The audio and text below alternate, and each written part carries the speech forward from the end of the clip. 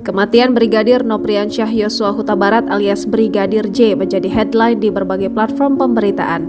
Diketahui dari Kompas.com, Brigadir J tewas dalam baku tembak dengan Baradae pada Jumat 8 Juli 2022. Kejadian ini terjadi di rumah Kadif Propam Polri Irjen Verdi Sambo di daerah Duren 3, Jakarta sekitar pukul 17.00 waktu Indonesia Barat. Menurut Kepala Divisi Humas Polri Brigjen Ahmad Ramadan, Brigadir J sempat melakukan pelecehan dan menodongkan pistol ke kepala istri Irjen Verdi Sambo di dalam kamar. Saat istri Verdi berteriak, Brigadir J panik dan keluar kamar. Baradae yang ada di lantai atas menanyakan soal teriakan itu, namun Brigadir J melakukan penembakan terhadapnya. Kemudian aksi saling tembak terjadi sehingga menewaskan Brigadir J.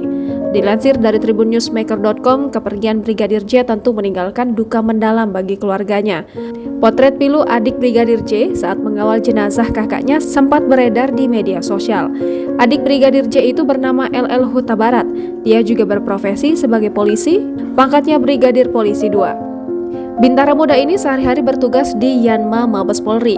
Namun, pasca peristiwa tersebut, pihak keluarga meminta LL Huta Barat untuk mengajukan mutasi dari Mabes Polri ke Jambi. Dalam akun media sosial sepupunya, Roslin Emika, dibagikan momen saat Bribda LL Huta Barat mengantarkan kepulangan jenazah Brigadir J di Bandara Sultan Toha Saifuddin, Jambi pada Sabtu 9 Juli 2022. Setibanya Bribda LL Huta Barat di bandara, ia langsung berpelukan dengan Roslin Emika dan larut dalam kesedihan. Tampak ketegaran LL Huta Barat seketika runtuh dan langsung menangis lantaran harus kehilangan sang kakak dengan cara yang tragis.